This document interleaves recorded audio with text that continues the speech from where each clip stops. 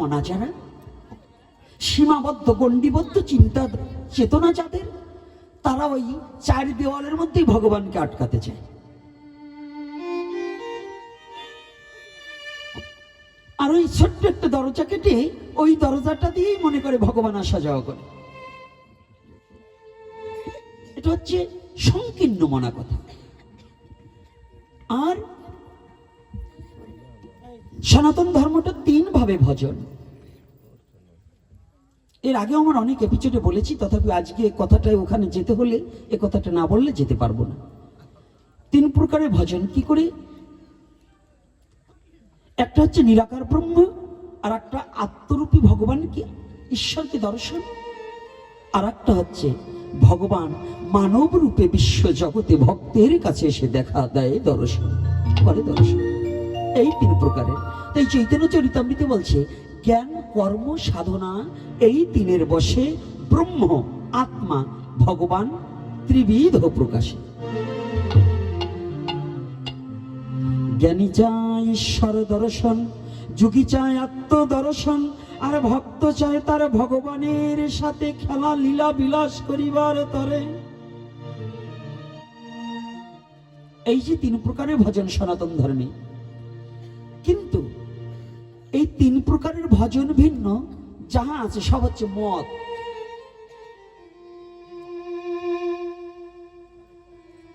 সব হচ্ছে কি মতবাদ। কিন্তু আমাদের এই তিনটে রাস্তা ছাড়া ভগবানের কাছে পৌঁছাবার আর কোনো উপায় নেই। নাকি বাবা, আপনারা কি বলেন? সত্য না মিথ্যা? এটাই তো তিনটা। অর্থাৎ নিরাকারত্ব আত্মারূপে, আর একটা হচ্ছে সাক্ষাৎ দেহধারী হয়ে। এই তিনটা বিধান ছাড়া সনাতন ধর্মে যদি কোনো ব্যক্তি বলে যে এটা ছাড়া আমি ভজন করেছি, মিথ্যা, তাহলে ভণ্ডামি করা হলো। এই তিনটা পথকে অবলম্বন করতেই হবে, এই তিনটার একটাকে। তাহলে কেউ আমরা তুচ্ছ নয়। বর্তমান সমাজে আমাদের একটা ব্যাধি এসেছে, যে ব্যাধিটা আমরা জ্বলে পুড়ে মরে যাচ্ছি, কিন্তু সে ব্যাধিটা নির্মূল হচ্ছে না, আরো ক্রমান্বয়ে আমাদের বেড়ে যাচ্ছে। আমরা যত শিক্ষিত হচ্ছি, যত আমরা সাধু হচ্ছি, যত নিরামিষভোজী হচ্ছি, যত শাস্ত্র বেশি জানছি, তত আমাদের হিংসাটা বেড়ে চলছে। সে কৃষ্ণ ভক্তই বলুন, মতুয়াই বলুন, শিব ভক্তই বলুন, আর কালী ভক্তই বলুন। কিন্তু ভগবান কি বললেন? আমি বৈকুণ্ঠে থাকি না, আমি যোগীর হৃদয়ে থাকি না, যোগ সাধনার মধ্য দিয়ে আমি তার হৃদয়ে বসবাস করি না, কিন্তু আমি ভক্তের হৃদয়ে সতত বিশ্রাম করি। তাহলে ভক্ত কি? মালা তিলক পরেছি, গেরুয়া কাপড় পরেছি, সাদা বস্ত্র পরেছি, তিলক পরেছি, আর একজন আচার মালা এই পর্যন্ত নিয়েছে, চুল দাড়ি রেখেছে, গামছা পরেছে, হরিবুল বলে লাফও মারছে, তাতে কি আমরা ভক্ত হয়ে গেলাম? কি বাবারা কষ্ট পাচ্ছেন আমার কথায়? কি পিছনের বাবারা কি কষ্ট হচ্ছে আপনাদের? না, কথাটা একটু হৃদয় দিয়ে অনুভূতির জগতে নিতে হবে। তো আমি বলে গেলাম, যদি আপনি হৃদয়ে প্রবেশ না করান, তাহলে আমার এই ব্যর্থ জীবন। এই জন্য কথাটাকে শ্রবণ করতে হবে। কি কথাটা বলছি? সমালোচনা করার লোকের অভাব নেই, কিন্তু গবেষণা করার লোকের খুব অভাব। আপনি একটা ভালো কাজ করবেন, সেটাকে গবেষণা করবে না যে ব্যক্তি কতটা কষ্ট করে এই কাজটা করেছে, কিন্তু আপনার দোষ ধরার জন্য শতজন পিছনে লেগেই থাকবে। কিন্তু সনাতন ধর্মটা এটা নয়। আগে আমাদের পরিচয় হবে সনাতনী। আমাদের পরিচয়টা কি? জোরে হবে আওয়াজ। আস্তে বিড়ালের বাচ্চার মতো ম্যাও ম্যাও করেন কেন? সনাতনের ঘরে জন্মগ্রহণ করলে বিড়ালের বাচ্চার মতো কা পুরুষের মতো কেউ চলবে না। সনাতনী কখনো কা পুরুষের মতো চলতে পারে না। সনাতন চলবে বীর পুরুষের মতো। সনাতনী সত্য পথে চলবে, সৎ কথা বলবে, সৎ খাবার খাবে, তাহলে তার সাধু হতে আর বাকি থাকবে না, সে এমনি সাধু হয়ে যাবে।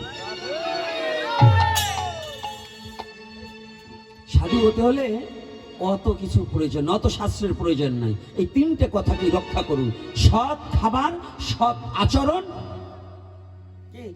সৎ পথে চলা, এই তিনটাকে যদি কেউ আশ্রয় করতে পারে, সাধু তার হওয়া লাগবে নাকি? সাধু এমনি হয়ে যাবে না? কি বাবা, এমনি সে সাধু হবে কিনা? সাধু কাকে বলছি? সাধু তো সেই ব্যক্তি যার কোনো দেশ থাকবে না, যে নিজের জীবনটাকে নিজের জাতির জন্য বিলিয়ে দিতে পারবে।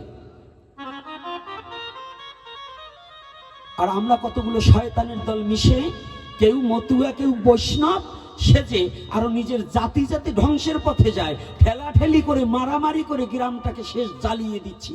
এই নাকি বৈষ্ণব, এই নাকি ব্রাহ্মণ, এই নাকি এই মতুয়া?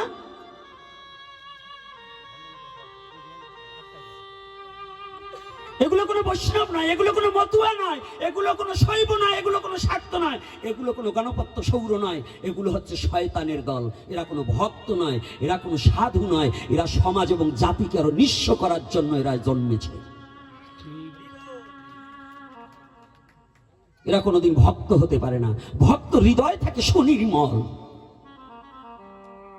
ভক্তের হৃদয় থাকে সুনির্মল। সেদিনই গোবিন্দের কৃপা হয়। কখন কৃপা হয়? কবে কৃপা হয়?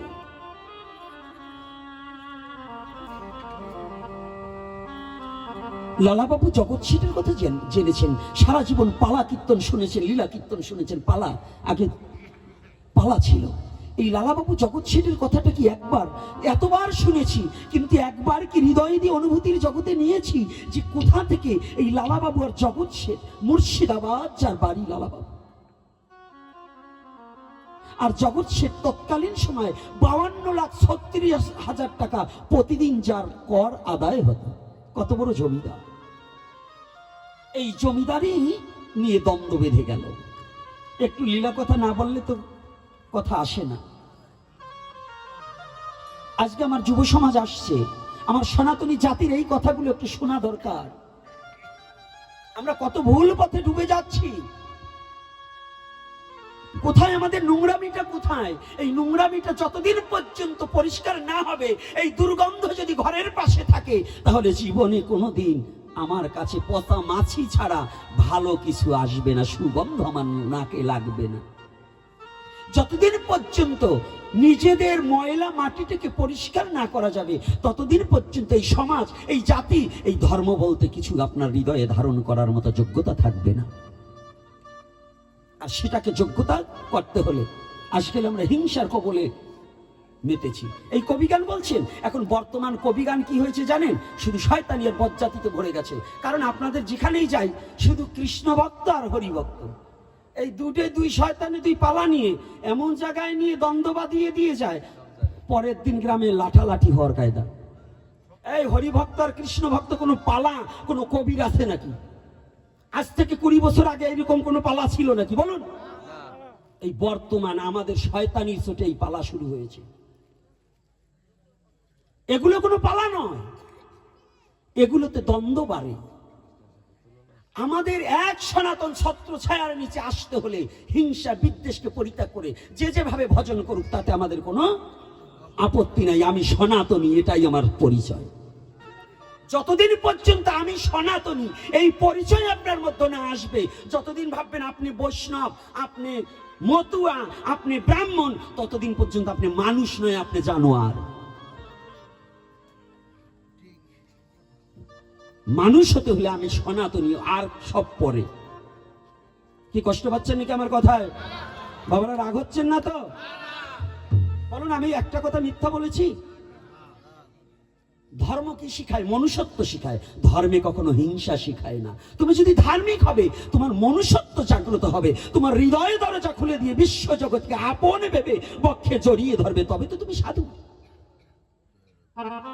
গীতা, ভাগবত, লীলামৃত, গুরুচার চরিত্র সুধা পড়ে কি লাভ হবে তোমার? যদি মনের গ্লানিটাই দূরীভূত না হয়, তাহলে তোমার এগুলো পড়ে কোনো লাভ নেই। এগুলো পড়বে না, তোমার জন্য এটা মানায় না।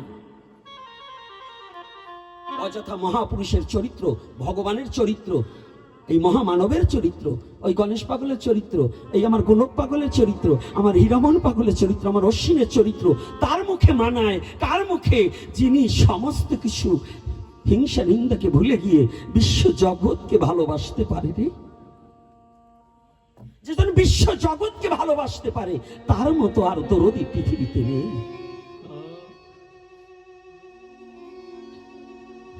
আজকে জমিদারি নিয়ে দ্বন্দ্ব, আর আমাদের দ্বন্দ্ব হচ্ছে ধর্ম নিয়ে। তাহলে কত বড় আমরা ধার্মিক! কথাটা খালি শুধু একটু হৃদয়ে দিয়ে বাবা, আজকে যুব সমাজ যারা আছে, এই কথাটা একটু ভাববার বিষয় আছে। আমি এই বুড়োগুলোর জন্য কিচ্ছু বলবো না, কারণ আজ আছে কাল নেই, এগুলোর জন্য আমার কোনো কথা না। ভগবান আজকে যে কথাটা বলাচ্ছে, এটা একমাত্র আমার যুব সমাজ, আমার সনাতনী যুব সমাজকে কলুষ মুক্ত করার জন্য ভগবান এই দুটো কথা বলাচ্ছে। এটা আমি বলছি। কেন এই বাবারা আপনারা আবার কষ্ট পেন? আপনারা আজকে আছেন, কালকে হয়তো নাও থাকতে পারেন। ভগবান আসার সিরিয়াল আছে, যাওয়ার কোনো সিরিয়াল নেই, তার মধ্য দিয়েও বলছি দেখা দৃষ্টিতে। কিন্তু এই যুব সমাজ আজকে আমাদের দ্বন্দ্বটা কোথায় লেগে গিয়েছে? একজনের কপালে যদি তিলক দেখে কয় ও ইস্কন হয়ে গেছে, কি বলে না? তিলক দেখলে ইস্কন হয়ে গেছে, কি ও কি সনাতনের বাইরা নাকি?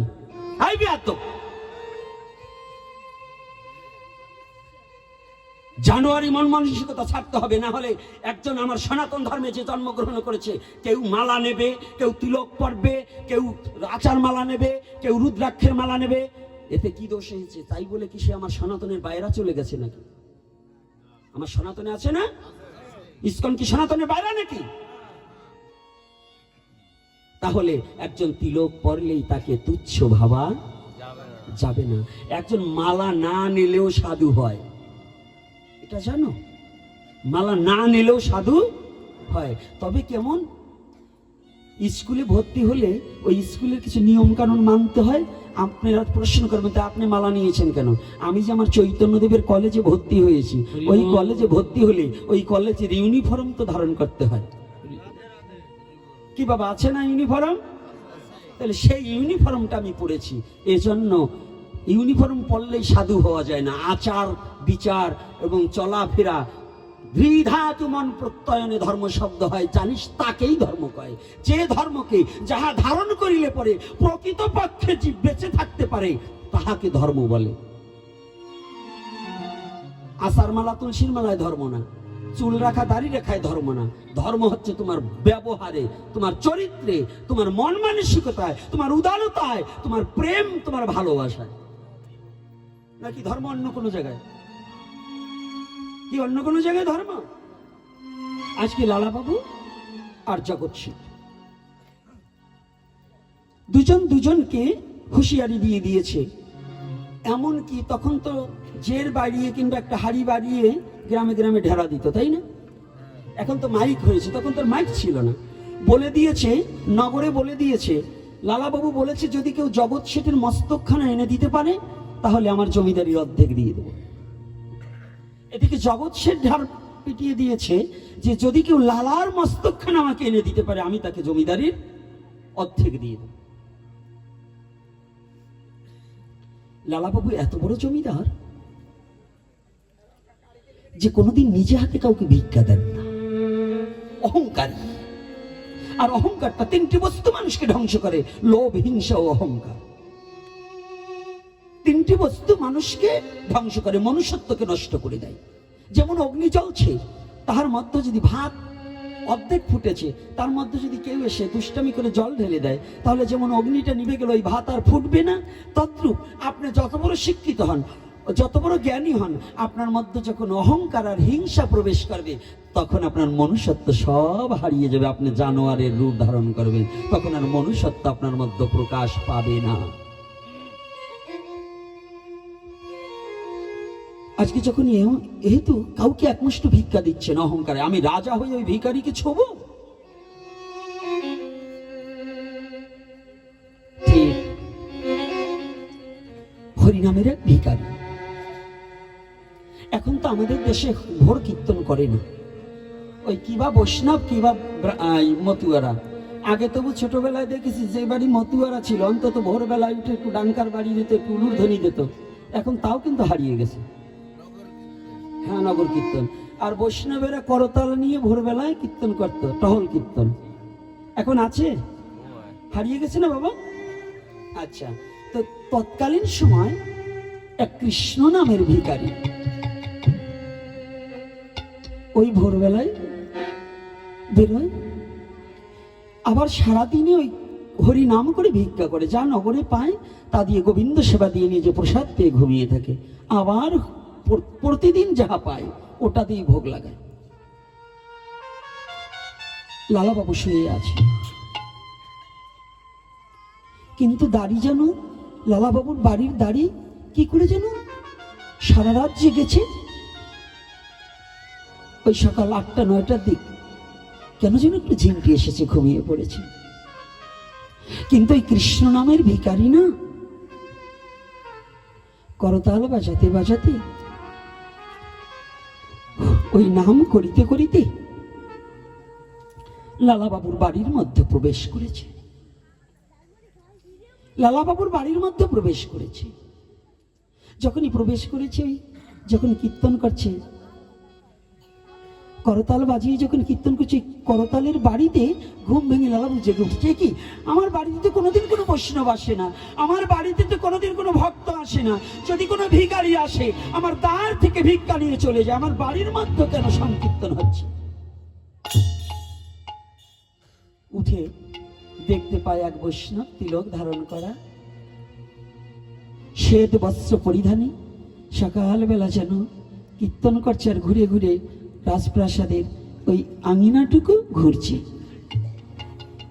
লালাবাবু বলছে, আয় ভিখারি, তুমি কেমন করে আসলে? বাবু, আমি ভিখারি বটে, আমাকে অমন করে ডাক দেবেন না, আমি ভিখারি বটে, তবে আমি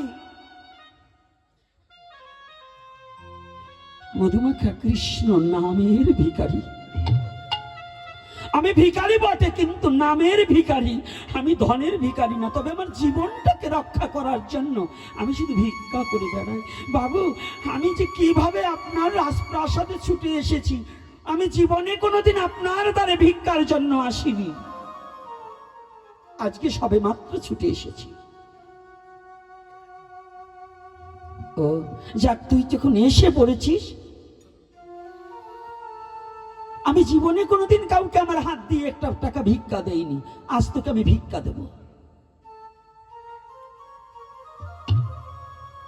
টাকা বের করে এনে, এই ভিখারি অধিকারী, আজ আমি যা দেব, আমি যা তোকে দিচ্ছি, এটা কেউ কোনোদিন তোকে দেয়নি। এই যে অহংকার,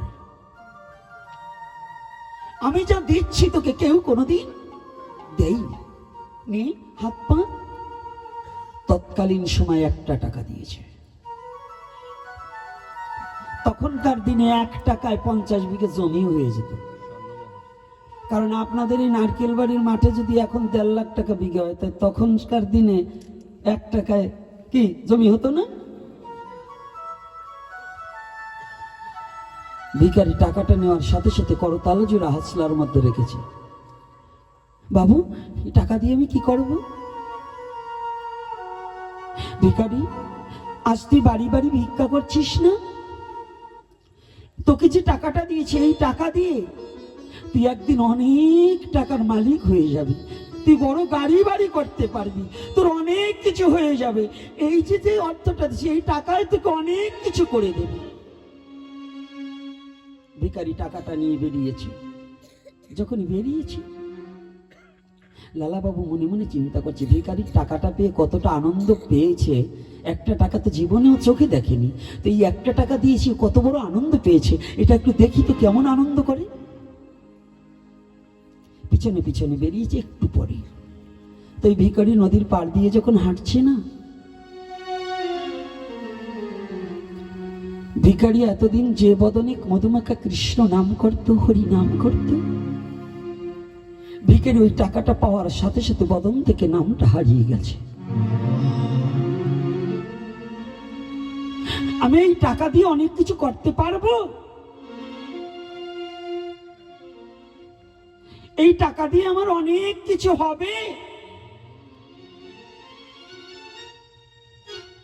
হাঁটছে, একবার ডান হাত থেকে টাকাটা বাঁ হাতে নিচ্ছে, বাঁ হাত থেকে ডান হাতে নিচ্ছে। হঠাৎ করে ভগবান জীবনে কোনোদিন তার ভক্তকে হারাতে চায় না। ভক্ত যদি লোভে পড়ে ভগবানকে হারাতে চায়, কিন্তু ভগবান তার প্রিয় ভক্তকে পেলে আর কোনোদিন হারাতে চায় না।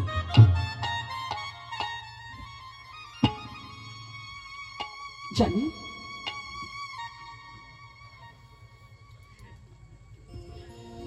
ভগবান বিশ্ব জগতে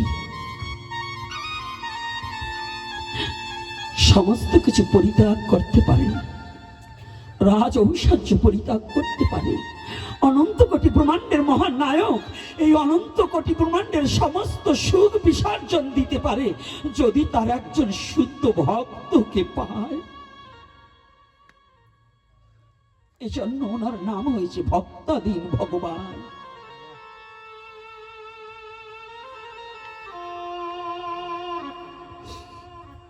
আর ভক্তকে গো এ বিশ্ব জগতে কোটিপতি হলে শুধু মাঝে মাঝে বৈষ্ণব সেবা দিলেই সে ভক্ত নয়। ভক্ত সে যার হৃদয়ে মাঝে ভক্তি ধন আছে। আর এই ভক্তি ধনটা কোথায় পাওয়া যায় গো?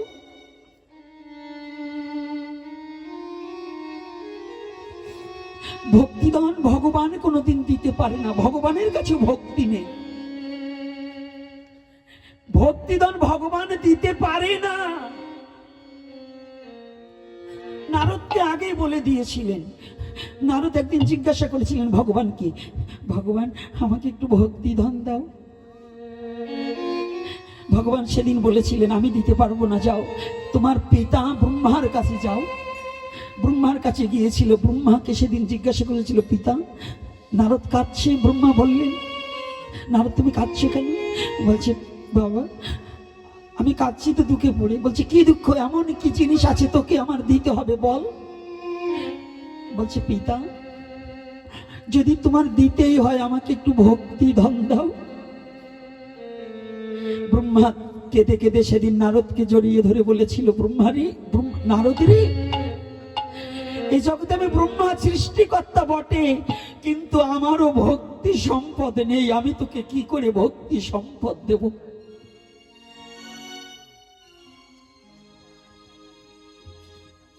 একে একে ব্রহ্মা বিষ্ণু শিব তিনজন অতিবাহিত হয়ে যাওয়ার পরে আবার বিষ্ণুর কাছে এসে বললেন প্রভু আমাকে বলো। বললেন নারদ, ও নারদ যদি তুমি ভক্তিধন চাও গোলকে পাবে না। এই ভক্তিধন পেতে হলে একমাত্র আমার ভক্তের চরণ ধুলায় লুকিয়ে আছে। আমার ভক্তের সঙ্গ করো, যদি ভক্তের কৃপা হয় তবে তোমার ভক্তি উদয় হবে নিশ্চয়, তা না হলে হবে না। হরিবা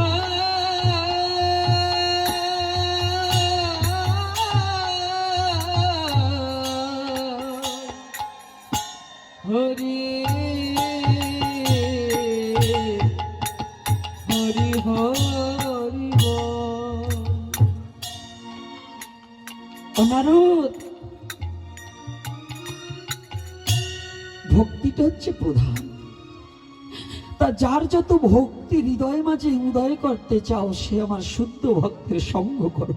আর এই শুদ্ধ ভক্তের কৃপা হলে জগতে তো অসম্ভব সম্ভাবে। যদি ভক্তের কৃপা তোমার প্রতি বর্ষিত হয় তাহলে তুমি ভক্তিধন পাবে। সেই নারদ এই কারণে শ্রীবাস হয়ে নবদ্বীপের মাঝে উদয় হয়ে এই ভক্তের সঙ্গ সেখান থেকেই শুরু হয়। আজকে যখন ওই ভিখারি টাকাটা লাড়ছে না, ভগবান তো চায় না তার ভক্তকে হারাতে। জানেন কুরুক্ষেত্রের রণাঙ্গনে এত বীর মারা গেছে, ভগবান কারো জন্য কাঁদেনি, দুজন ব্যক্তির জন্য কেঁদেছিলেন আমার ভগবান। যার জন্য অনন্ত কোটি ব্রহ্মাণ্ড কাঁদে, আর সেই ভগবান আজ তার ভক্তের জন্য কাঁদে।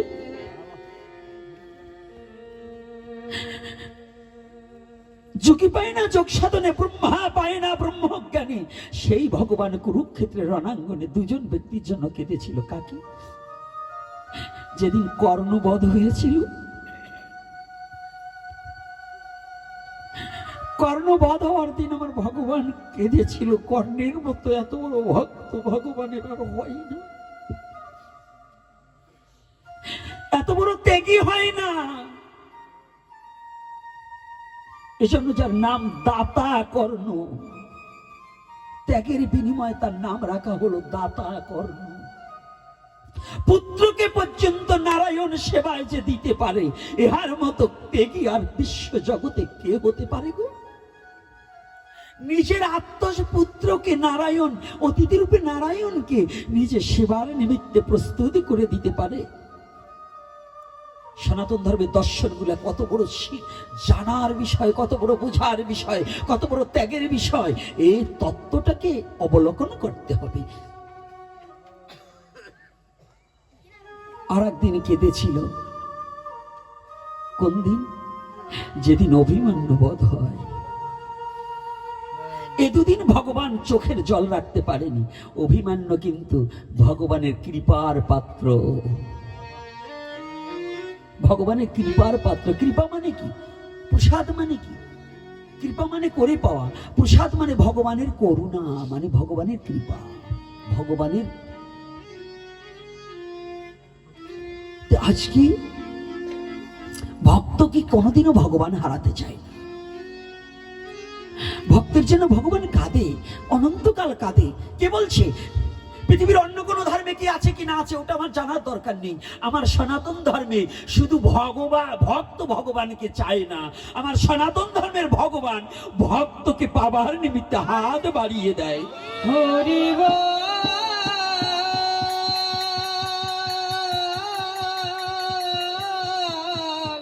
এটা আমার সনাতন ধর্ম।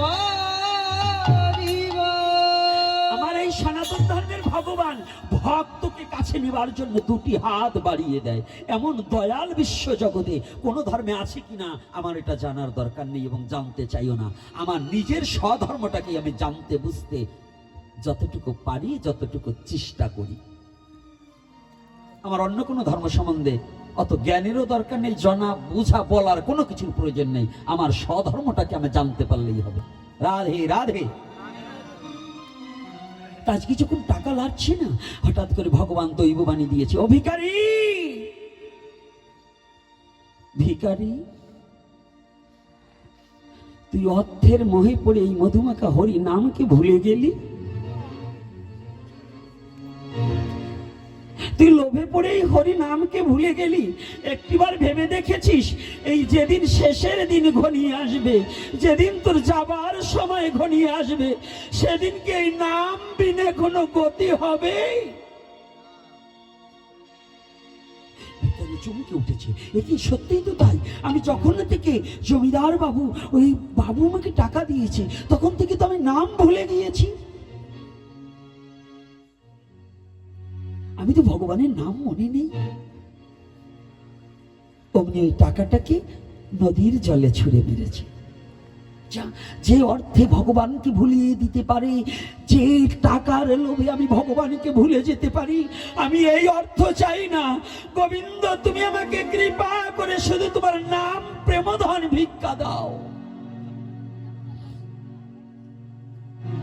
ভিখারি কাঁদছে আর ওই নদীর পাড়ে গড়াগড়ি যাচ্ছে। আমি একই করেছি। গড়াগড়ি যাচ্ছে, লালাবাবু দূর হতে দেখতে পেয়েছে কি ভিখারি টাকাটাকে নদীর জলে ফেলে দিয়ে গড়াগড়ি দিচ্ছে কেন? লালাবাবু দৌড়িয়ে যায়, ভিখারি, হ্যাঁ বাবু, টাকাটা কি করেছো? বলছে, বাবু আমি ভয়ে বলবো না নির্ভয়ে বলবো। বলছে, তোমার কোনো ভয় নেই, সত্য কথা বলো।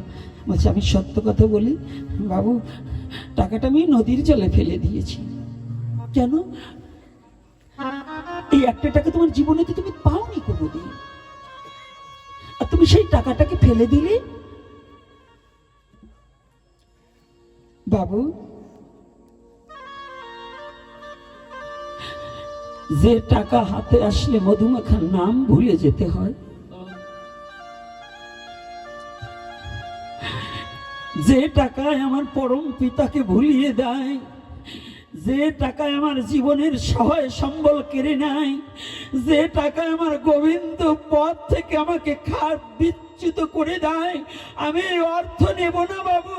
যত শাস্তি হয় আমাকে দিন, তবু আমি ওই অর্থ নেব না। হরিব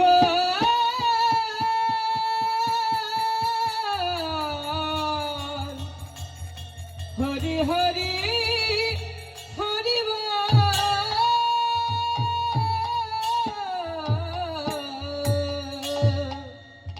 ও ভিখারি, তুই এই টাকা দিয়ে তো অনেক কিছু করতে পারতি বাবু। আমি অনেক কিছু করে রেখে যেতে পারবো, অট্টালিকা করে যেতে পারবো, কিন্তু আমার যে নাম হারাতে হবে। বাবু, আপনি কি একটিবার ভেবে দেখেছেন যেদিন দেহ থেকে প্রাণ পাখি যাবে, যেদিন প্রাণ পাখি চলে যাওয়ার সময় হবে, সেদিনই জানেন বাবু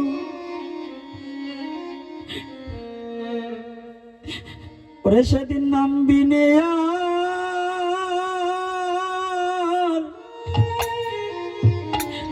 কোনো গতি নাই রে,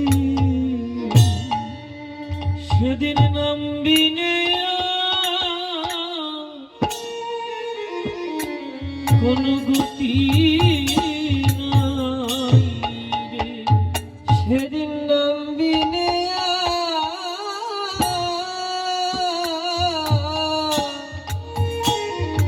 হ্যাঁ গৌরী, কোন গতি নাই রে, ওরে যেদিন একা একা হরিবোল হরিবোল ওরে যেতে হবে,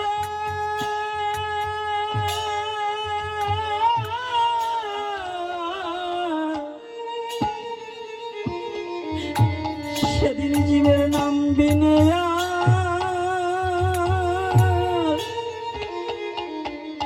কোনো গতি নাই, যেদিন একা একা জয় নিতাই গৌর হরিব।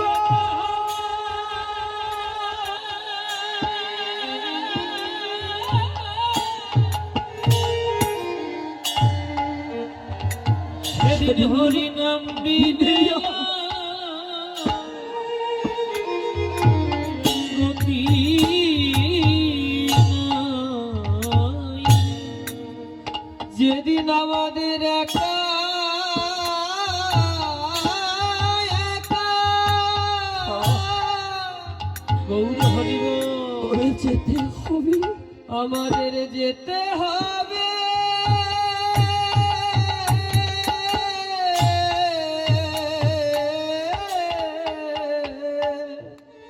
সেদিন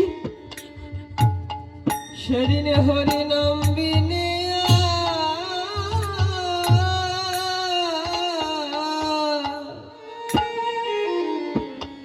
গতি নাই রে,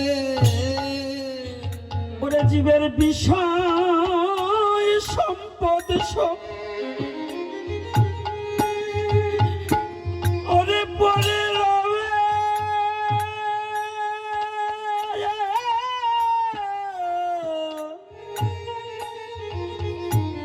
সেদিন একা একা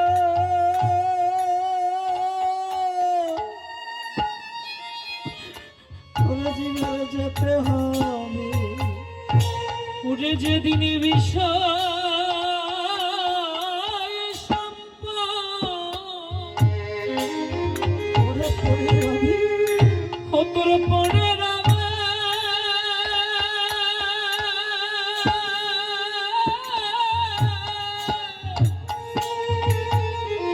সেদিন একা একা ওরে সেদিন নামবি নে আর কোনো গতি নাই, গতি নাই রে, ওরে সেদিন হরি বল আর ওরে কৃষ্ণ বল,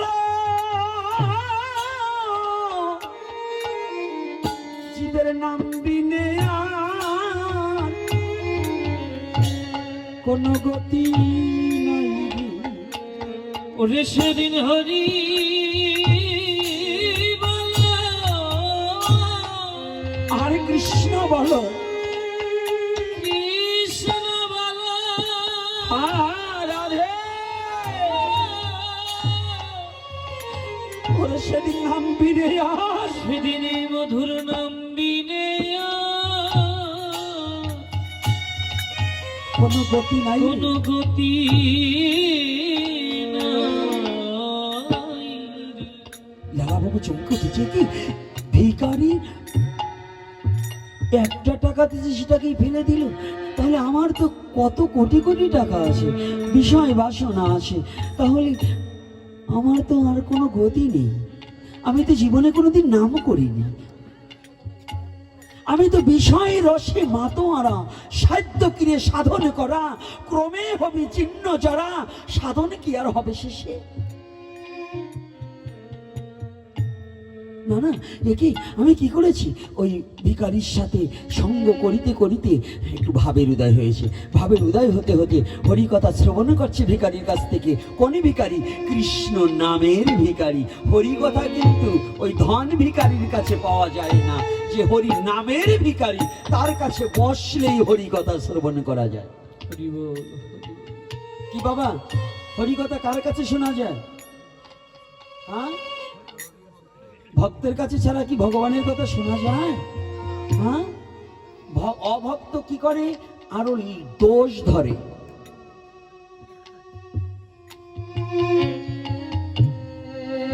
আরো দোষ ধরে। এই দোষের কতগুলো কি জানেন? ভজনটা কেমন একটু শোনেন। শ্রদ্ধাভাজন বিজয়বাবু নারায়ণ সরকারের নিয়ে বৃন্দাবনে গেছে। শ্রদ্ধাভাজন বিজয়বাবু নারায়ণ সরকারকে নিয়ে বৃন্দাবনে গেছে, ওনারই তো ছাত্র। তাই যখন বৃন্দাবনে যাওয়ার পরে ঢোল হারমোনি নিয়ে গেছে, তো তাই নামার পরে লোকে জিজ্ঞাসা করেছে, আচ্ছা আপনারা এই রাধাকুণ্ডের পাড়ে এসেছেন, কি করেন আপনারা? তো বলছে আমরা কবি গান গাই। এখন ওজেকার লোকে তো কবি গান বোঝে না। কবি কিন্তু আমাদের এই পূর্ব বাংলার পশ্চিম বাংলায়, এছাড়া কিন্তু কবি গানের কোনো জায়গা চেনে না। আপনি যান উইপিতে যান, কবি গান চেনে? অন্য জায়গা চেনে? ভারতবর্ষে আপনি বাংলা ছাড়া অন্য জায়গায় চেনে? যারা ঘুরেছেন কোথাও আছে? নেই। তখন বিজয়বাবু নেমে যখনই বলছে আমরা কবি গান, কবি গান কেমন? তখন বিজয়বাবু চুপ করে রয়েছে, জ্ঞানী মানুষ তো, সাধক মানুষ, চুপ করে রয়েছে। কিন্তু তখন নারায়ণের তো কেবল উঠতি বয়স, বুঝলেন তো? আমাদের মধ্যে এখানে যারা একটু সব বয়স্ক তো এক বয়স্ক না, সব পোলাপানও এক না, আবার বাবা কেউ রাখবে না। কিছু কিছু পোলাপান আছে কথার আগেই একেবারে শরৎ দিয়ে গরম হয়ে যায়, আছে না? তো ওইরকম মাল একখান পড়ে গেছে। তো নারায়ণ সরকার কয় কবি গান বুঝলেন না? কবি গান হচ্ছে একজন ভগবানের দোষ বলবে আর একজন ভগবানের গুণ বলবে। যখনই বলছে, ব্রজের ব্রজাঙ্গনাগণ চেতে গিয়েছে, ব্রজবাসীগণ লাঠি সোটা নিয়ে আসছে, বেরো বেরোই, ব্রজে তোদের কোনো স্থান নেই। যে গানে ভগবানের দোষ ধরা হয় তা কি কোনো গান হয় নাকি? শুনছেন কথা? যে কথায় ভগবানের দোষ ধরা হয় তা কি কোনো কথা নাকি? যে গানে ভগবানের দোষ ধরা হয়, অদোষ দরদি তুমি, আমার দোষের নাই তো সীমা। তো যে অদোষ দরদি ভগবানের দোষ বিশ্রাতে পারে, সেটা কোনোদিন ভালো গান হতে পারে না। আচ্ছা, আমরা তো এখন বর্তমান সমাজে খারাপটাকে টেনে ধরি, ভালোটাকে কিন্তু গ্রহণ করতে চাই না। কেমন? আপনি যান দুধ কিনেন, দুধ খাইলে কি হৃষ্ট পুষ্টি শক্তি বাড়ে কিনা? কি শিক্ষক বাবুরা যারা আছেন, যারা বিজ্ঞান নিয়ে লেখাপড়া করেছেন এবং করছেন, যারা ছাত্র সমাজ আছে, দুধ যদি খাই, মেন 6টা উপাদান দুধের মধ্যে আছে না? আছে কিনা? আচ্ছা, দুধ বাজারে বাড়িতে যাই হাড়ি ভরি দুধ নিয়ে বিক্রি করবার যায়, তাও বসে থেকে 1.5 ঘন্টা, তাও দুধের দাম বলবার চায় না। আর যে কর্তারা মদ গেলে, ওরা ওই 4 তলার উপরে মদের দোকান আর দুধের দোকান মাছ বাজারের পাশে, যেখানে মাছি ভ্যান ভ্যান করে। তাহলে আমরা কি করছি? ভালোটাকে বর্জন করছি আর মন্দটাকে খুব প্রাধান্য দিচ্ছি। কি সমাজ তাই দিচ্ছে কিনা? এই সমাজে এখন আমাদের কি অবস্থা, দুরবস্থা। দুটো পয়সা হলে আর 3 কলম লেখাপড়ি জানলে সে হয় মাতুব্বর, কিন্তু তার চরিত্র যে কত বড় গুণবতী চরিত্র এটা বিচার করি না। যদি পয়সা না থাকে কোনো জ্ঞানী ব্যক্তিকেও আমরা মূল্যায়ন করি না। বলুন এটা কি চলছে কিনা? কি কোন সাধু ব্যক্তির সম্মান নাই, চোরের সম্মান বেশি। কয় চোরের মায়ের বড় গলা।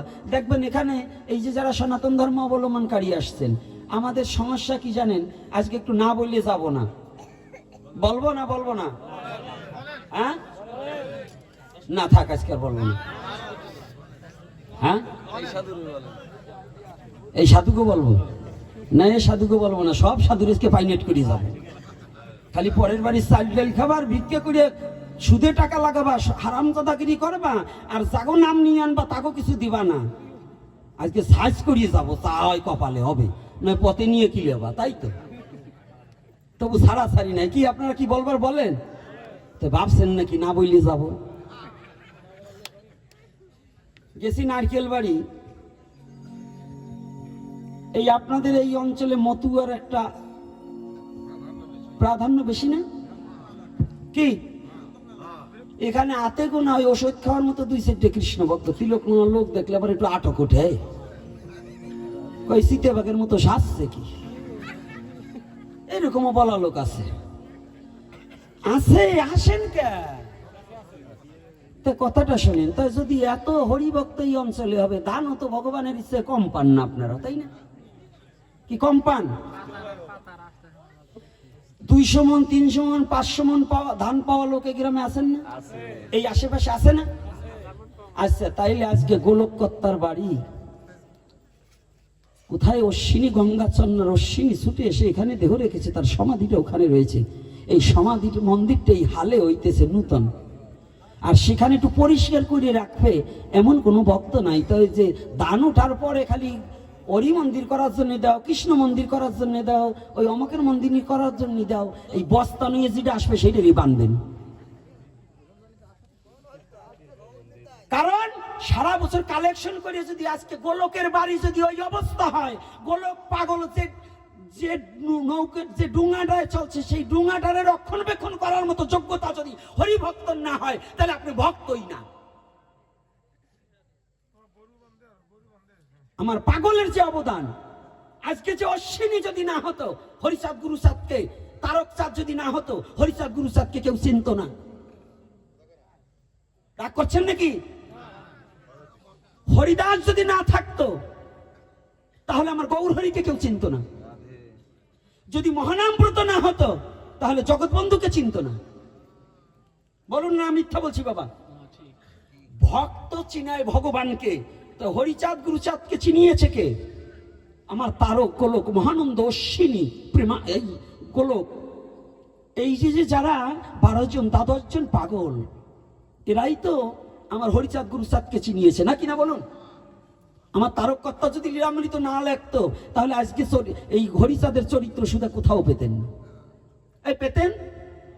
আমার অশ্বিনী যদি হরি সংকীর্তনের মধ্য দিয়ে যে ভাব, যে প্রেম যাহা প্রকাশ করে গেছে, আজকে নেচে নেচে গান গাচ্ছেন, তার বল দিয়ে ভাঙিয়ে খাচ্ছেন, নাইলে আপনার মতো গায়ক কেউ ডাকতো না। সুর থাকলেই হয় না, সুর থাকলে হয় না, ওই পদ যোজন করতে তার কষ্ট হয়েছে। আমার অশ্বিনী জীবনের সমস্ত কিছু ত্যাগ করেছে। আজকে তার সমাধিটায় আমি নিজে দেখে আসছি, বদন চাঁদের সমাধিটা তার পাশে পড়ে আছে, সেটাকে একটু বেড়া, ওই যে মুরগির বাক্সের মতো একটু, তাও বেড়া টেরা কিছু নাই। এগুলো আপনাদের চোখে যদি না পড়ে, আমি যে মতের যে পথের হই, আমি সনাতনী, আমার সনাতন ধর্মে যত মহাপুরুষ আসছে আমি তাদেরকে শ্রদ্ধা করি, এবং এই মহাপুরুষদের পীঠগুলোই হচ্ছে সিদ্ধপীঠ, এবং সেটাই তীর্থস্থান। কষ্ট পাচ্ছেন নাকি আমার কথায়? বলুন যে আমি আমার কোথায় কষ্টটা কোথায়? আপনারা কি ধর্ম করবেন? ধর্মটা কোথায়? ধর্ম খালি চুল জারকি দিলাম, আর ওই কলকত্তাল বাজাই হরে কৃষ্ণ করলাম, আর এক গ্রুপ ডাঙ্কা বাজাই হরি বল বললাম, কিন্তু মনের শয়তানি ছাড়লাম না, এটা কিন্তু ধর্ম না। আগে এইটাকে পরিবর্তন করুন। আগে ধর্ম কোনটা? কোনোদিনও কবি গানে পালা দেবেন না কৃষ্ণ ভক্ত হরিভক্ত।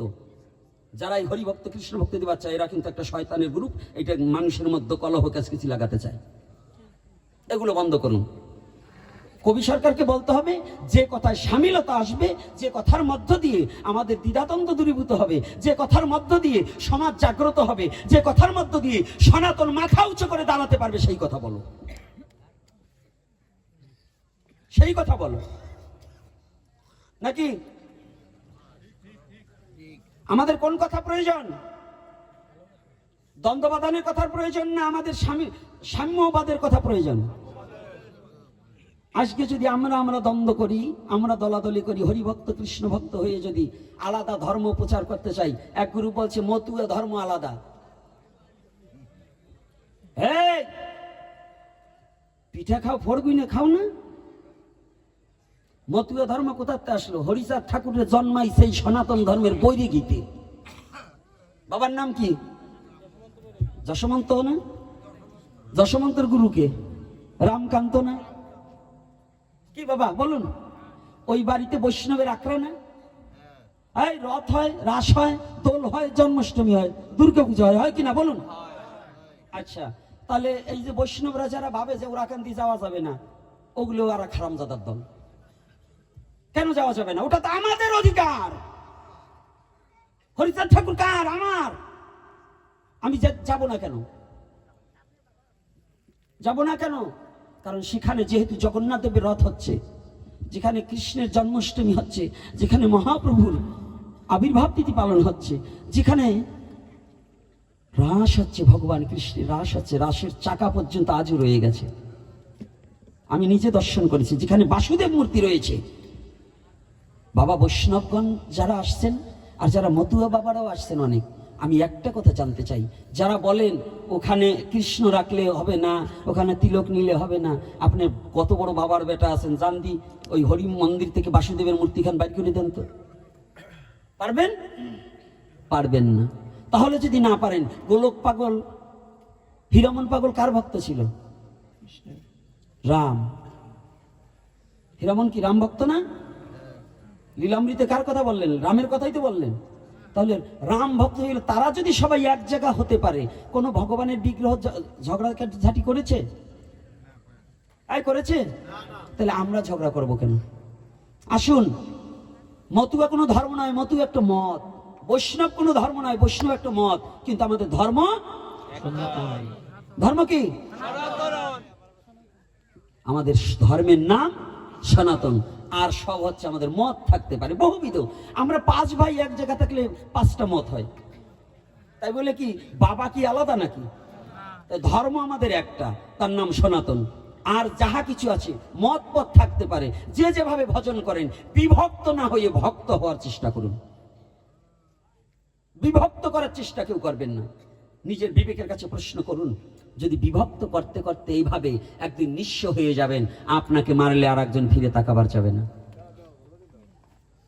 শুধু ধর্ম নিয়ে ভাবলে হবে না, জগৎ নিয়েও ভাবতে হবে। আপনি যে দেশে আছেন আজকে যদি এইভাবে বিভক্ত করেন, আপনাদেরকে কিছু টিপস দেবে বিভক্ত হওয়ার জন্য।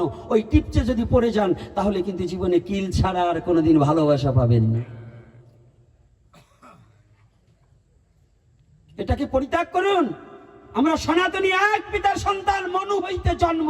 আমরা সেই মনুর সন্তান, আমরা মাতা শতরূপা। আমরা এটাকেই ধরে বসে আছি। মত পথ বহুবিধ, যে যেভাবে ভজন করুক, ওটা দেখার নেই। আচ্ছা বলুন তো, এই বলতে তো 2 দিন ধরে ব্রিজ হয়েছে, এর আগে খেওয়া ছিল না? হ্যাঁ, এক খেওয়ায় মতুয়া কৃষ্ণ ভক্ত ওঠেন নাই? উঠছেন কিনা? কে উঠছেন কেন? মতুয়াদের খাওয়া আলাদা থাকবে, কৃষ্ণ ভক্তের খাওয়া আলাদা, শিব ভক্তের খাওয়া আলাদা, কালী ভক্তের খাওয়া আলাদা থাকবে। ওই জায়গা মানে পাড়ের বেলায় একটা কায়দা কত। আর শয়তানিতে মানে গ্রামটারে চালাই দেবেন, আর নৌকায় উঠলে সেই সময় আর কিছু নাই। সূর্য কি মতুয়াদের জন্য কৃষ্ণ ভক্তের জন্য আলাদা? আলাদা? তা যদি আলাদা না হয়, আপনার আমার দোষ কোথায় বলুন?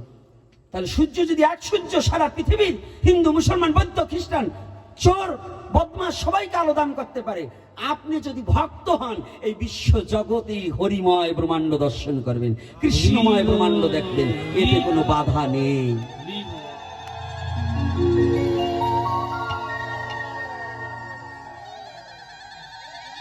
কি রাধে রাধে কষ্ট হচ্ছে নাকি? রাধে মনে এবার রাধে। বলতেছেন না তো যে আনলাম ভাগবত পাঠ করবার, গুসাই ওই বলে কি? হ্যাঁ, তো ভাগবতের বাইরা বলছি নাকি? ভাগবতে কি বলছে? মানুষের চরিত্র পরিবর্তন হওয়ার কথা বলছে। তা আমি একটু বিস্তারিত হয়ে বলছি যে আমাদের সমাজ যা চলছে, বাস্তবটাকে তুলে ধরছি, বাস্তবটাকে তুলে ধরছি। আমি আজকেও, আমি যখন আসি, আমার প্রতি যেভাবে তাকাই রয়েছে, মনে হয় যে আমি চিড়িয়াখানার কোন এক পশু মনে হয় হব। এরা কোনোদিন আর দেখেই নেই। আমরা সনাতনী হয়ে যদি ওইভাবে থাকি, তো আর ওই যে অন্য ধর্মের লোক কেমনে থাকবে? হ্যাঁ, জাদুঘরে আর কয়দিন পর যেভাবে হিন্দুরা শুরু করছে তোমরা চিল্লা চিল্লি, আর কয়দিন পর কি হবে জানো? তোমরা যে নিজেরা নিজেরা যদি এরকম দলাদলি ঠিক করো, তাহলে এই বাংলাদেশে ওই ধুতি পরাইয়ে পুতুল বানাইয়ে জাদুঘরে রাইখে অন্য ধর্মের লোক বলবে চল হিন্দু দেখে আসি। কোথায় জাদুঘরে কবে এইটা হিন্দু, ওই ধুতি পরাই ছিলে পাবে হিন্দু। আর কারণ আপনার গোজা পরিবেশ, হিন্দু কোনটা চিনা যায় না তো। কারণ লুঙ্গি পরা, গলায় আসার মালাও নাই, তুলসীর মালাও নাই, তো ওটা হিন্দু না কোন জাতটা তো সাতা চিনি চিনা যায় না। তো এই জন্য জাদুঘরে দেখতে যাইতে হবে, কারণ আপনারা ভয় পান, নিজের স্বধর্ম প্রতিপালন করতে ভয় পান। আপনি মতো আচার মালা, হ্যাঁ নেব, আচার মালা নেন। একটা ধুতি পরতে কি দোষ আছে? আমি সারা বাংলাদেশে চলছি না। আপনারা যারা আমার ইউটিউব দেখেন, মালা কি খোলা দেখেন না গলায় দেখেন? কাপড় কি খুলে তুই প্যান্ট পরবার দেখছেন একদিন? যেদিন থেকে জীবনে ধুতি পরা দিয়েছি, তার আগে গামছা পরেছি জীবনে, আমি একটা প্যান্ট পরেছি। তাছাড়া আর ওই যে ইংলিশ প্যান্ট ছোটবেলায় একটু পরছি। তাছাড়া যে জীবনে কোনোদিন লুঙ্গি পরলাম না, প্যান্ট পরলাম না, তো জীবন চলেনি। আমার কি মুসলমানে দাবড়াই দিয়েছে বাংলাদেশ থেকে? কোন খ্রিস্টানে দাবড়াইছে? তা আপনারা ভয় পাচ্ছেন কেন? কিসের ভয়? আমি ধুতি পরে গাড়িতে উঠলে পরে যুবক মুসলমান ছেলেরা বলে কাকা আপনি বসেন, কথাটা বলে যে কাকা আপনি বসেন। আর আপনি সেই হিন্দু, কাপুরুষ হিন্দু, যে নিজের পিতৃ পরিচয় দিতে লজ্জা পান এবং ভয় পান। আপনি কাপুরুষ। আর এই সনাতনী জাতি কোনো কাপুরুষ হওয়া শিখবেন না। সনাতনী জাতি হতে হবে বীর্যবান, তেজবান, ধৈর্যশীল এবং যার হুঙ্কারে সমস্ত অশুভ শক্তি নাশ হয়ে যাবে। একমাত্র হরিনাম সংকীর্তন দিয়ে বিশ্বজগতের সমস্ত অশুভকে দলন করে দেব।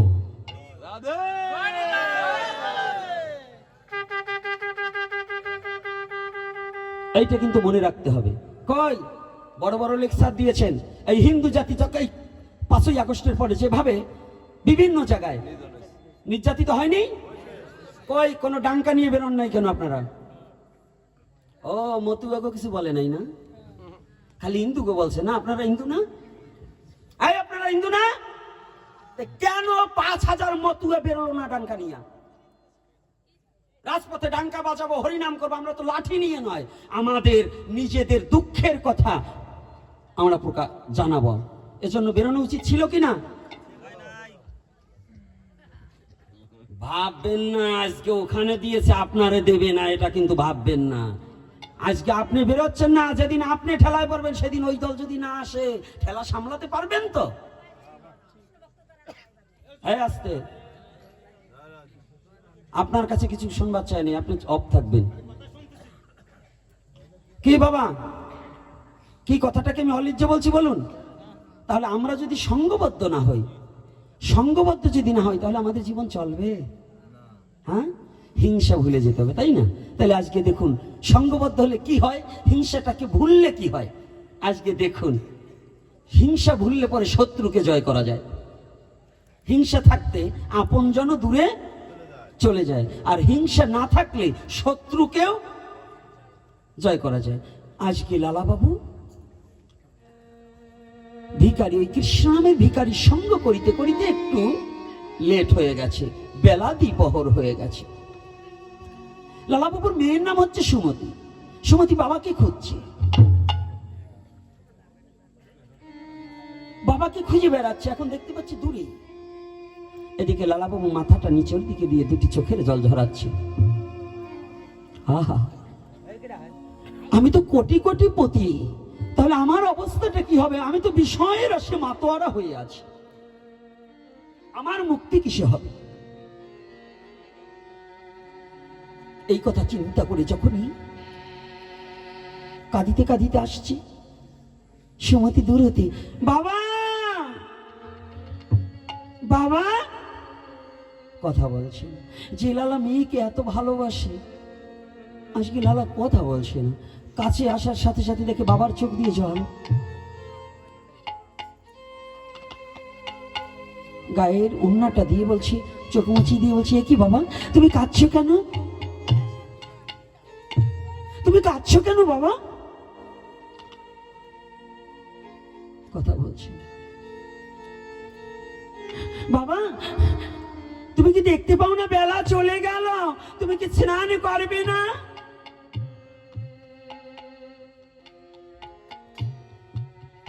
মেয়ের মুখের দিক তাকিয়ে বলছে, সুমতি তুইও বলছিস বেলা চলে গেল?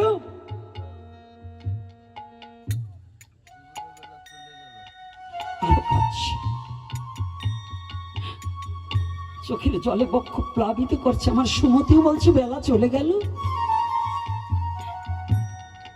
হাঁটছে পাশের বাড়ি রজক কন্যা। রজক চেনেন তো, মানে ধূপা। ধূপার মেয়ে ধূপাকে বলছে, আগে বাসনা বলতো, কলার পাতাকে পোড়ালে, শুকনো পাতাকে পোড়ালে যে ছাই হতো, ওটা দিয়ে কাপড় ধৌত করতো, খাড় হতো। রজক কন্যা বলছে, বাবা বেলা চলে গেল, বাসনায় আগুন দেবে না? মানে কলার পাতা পোড়াবে না? কিন্তু ওই কথাটা লালাবাবু শ্রবণ করে বলছে, ও মন, বেলা চলে গেল কিন্তু বাসনায় তো আগুন দেওয়া হলো না।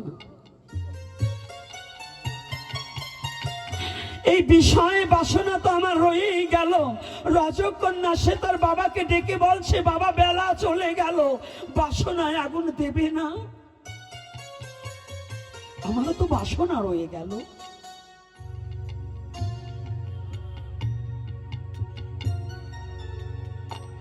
চুপটি করে রয়েছে। আবার এদিকে সুমতি বলছে, বাবা বেলা চলে গেল, তুমি কি সেবা নেবে না, স্নান করবে না? বলছে, মা ও মা,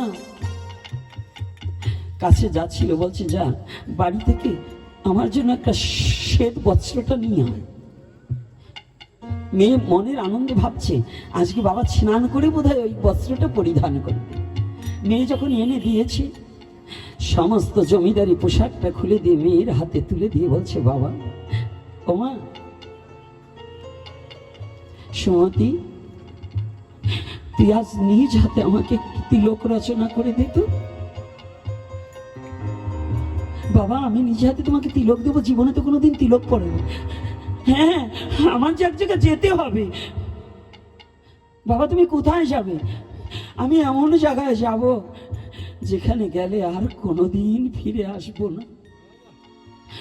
আমি ছুটে চলছি মধুর বৃন্দাবনে। মা ও সুমতি তুই একটিবার আমাকে আশীর্বাদ করে দে, আমি যেন সেই বৃন্দাবনে যেতে পারি, আমি যেন বাসনায় আগুন দিয়ে বৃন্দাবনে যেতে পারি।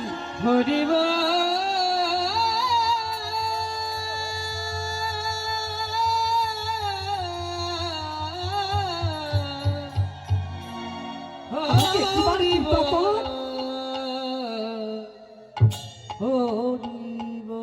ছুটে চলেছে। প্রথমত একজন পথিকের সাথে দেখা হয়েছে। পথিক বলছে, চলছে কোথায়? বলছে, আমি যে মধুর বৃন্দাবনে যাব। বলছে, বাবু তুমি তো জমিদারি করেছো সারা জীবন, তুমি তো জীবনে দীক্ষা গ্রহণ করনি। অদীক্ষিত অবস্থায় ব্রজে গেলে শত তীর্থ প্রদক্ষিণী করলেও তার কোনো ফল দর্শিবে না। কোথায় দীক্ষা নেব? ভগবানের অপ্রাকৃত লীলা তো, ভগবান যাহা কিছু করে সাজিয়েই রেখেছে। হঠাৎ করে কিছু দূর যেতে না যেতে দেখতে পাই একটা কুঠিয়া সাধুদের। তাহলে আমি যাই, এখানে যে যেন বসে আছে আমি তার কাছ থেকে দীক্ষা গ্রহণ করব। কিন্তু এই কুঠিরটা হচ্ছে রামানন্দ স্বামীজির। রামানন্দ স্বামীজি বসে আছে, কিন্তু রামানন্দ স্বামীজি হচ্ছে দূরদর্শনকারী ব্যক্তি, মানে বদন দেখেও কিছু বলতে পারে। ভজন করে রামানন্দ স্বামীজি তো ভগবানের প্রেরিত পুরুষ, লালা যখনই গিয়েছে দণ্ডবাদ করেছে, ও লালা তুমি এসেছো, এতদিনের সময় হয়েছে বাবা, আমি তোমার জন্য অনেক দিন ধরে বসে আছি, তুমি এসেছো। হ্যাঁ গুরুদেব, আমি যে আপনার কাছে একটু দীক্ষা নিতে এসেছি। লালা,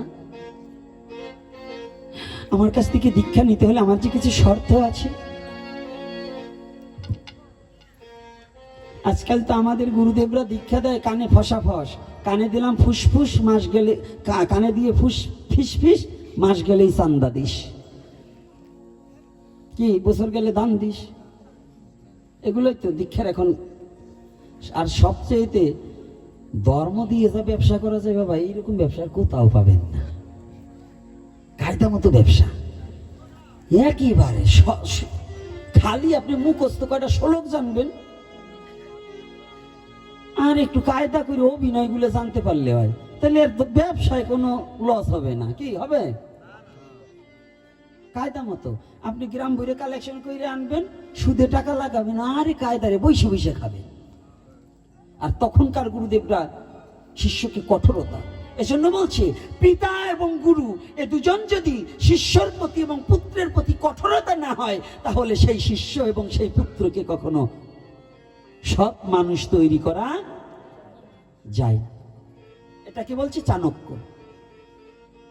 চাণক্য বলছে গুরু এবং পিতা এ দুজন শিষ্যকে এবং পুত্রকে সদা সর্বক্ষণ শাসন দণ্ডে দ্বারা শাসন করিতে হবে। তবে শুধু ভালোবাসবে কখন? আহার গ্রহণ হবে যখন। খাবারের সময় তাকে কোনো বিরক্ত করা যাবে না। তবে আবার খাবারেও বিরক্ত এর নির্ণয় আছে। যদি পুত্র অখাদ্যকে গ্রহণ করে, পিতা হয়ে শাসন করে তাকে অখাদ্য থেকে ফিরাতে হবে। সেটা কেমন বলবো না মানবেন না তো? শ্রবণ করলে কিন্তু মানতে হবে। কারা কারা সনাতন ধর্মের বাক্য মানতে চান একটু হাত তুলুন তো। জয় নিতাই গৌর হরি বল। কয়েকজন হাত উঠে না যে না, আমরা যদি না মানি তাহলে যাক। হাত তুলছেন সনাতন ধর্মের। আপনাদের একটা কথা বলি, মুসলমান বাড়ি খেতে কোনো বাধা নাই, খ্রিস্টান বাড়ি খেতে কোনো বাধা নাই, ভাতের কোনো জাত নাই। প্রাণ রক্ষার জন্য একজন খেতে পারে, কিন্তু একটা জায়গা খাওয়া যাবে না। বলবো? ভয় করে, দাবত দেবেন না তো। যে হোটেলে 3 প্রকারের মাংস রান্না হয়, খাসি, মুরগি, গো, ওই হোটেলে যদি কোনো হিন্দুর ছেলে খায় আর ওই খাওয়াই হয়। কারণ তারা আজকাল বলতেছে কোন মুসলমান হোটেল দিলে বাধ্যতামূলক তাদের হোটেলে কি রাখতে হবে। এর কারণ কি জানেন? আপনারা বিপদে পড়লেও খেতে পারবেন না। কারণ ওই একটা মাংসের ঝোল যদি একটু কমে যায়, ওই একই চামচ একই কড়াই রান্না করে একই বাবুর্চি ওইটাতে যে 4 চামচ মাইরিয়ে দেবে না, এর কোনো নিশ্চয়তা আছে? এই আছে? তাহলে আপনি ওই খাইলি পরে কি খাওয়া হয়? তাহলে প্রথম মুসলমানের বাড়ি খেতে কোনো বাধা নাই, কিন্তু যেখানে আমার ধর্মের নিষিদ্ধ বস্তু যেখানে রন্ধন হবে তার হাতে এবং তার সেই বস্তু খাওয়া, সেই দোকানে খাওয়া আমাদের জন্য প্রশস্ত নয়। রাগ করছেন নাকি আমার কথাটায়? না সত্য না মিথ্যা? এগুলো খেতে খেতে যেমন একটা বিন্দু বিন্দু বালুকণা জমাতে জমাতে একটা চর গজায়, আপনি এইগুলা খেতে খেতে আপনার মতিভ্রষ্ট হয়ে যাবে, আপনার মন চঞ্চল হয়ে যাবে। মনে তখন আর সাধন ভজনের দিকে ধাবিতে হবে না, তখন কুখাদ্যর দিকেই আপনার মন টেনে যাবে। আর যখন ওই খাদ্য খেতে খেতে আপনার রক্ত তৈরি হবে, ওই রক্তের দ্বারা যে বীর্য তৈরি হবে, ওই বীর্যের দ্বারা যে সন্তান হবে, সেই সন্তান পথভ্রষ্ট হবে হবে হবে। এখন আপনি খাবেন কি না খাবেন এটা আপনার ব্যাপার, আমি আর কিছু বলবো না। ও মা, সাউন্ড একটু কমা, হুশ নাই যে উনি ভাগবতে আইছে। যাক, তাইলে এইবার কি কথাটা কি মিথ্যা বলছি?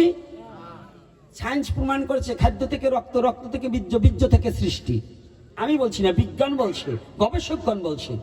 এখানে যারা সায়েন্স নিয়ে লেখাপড়া করছে যদি বলে যে না এটা আমি মানি না, মাতৃগর্ভে সন্তান থাকলে সন্তান যদি অপুষ্টি হয়, মারে কয় ভালো মন্দ খাইও, অর্থাৎ মা খেলে ছেলের খাওয়া হয়,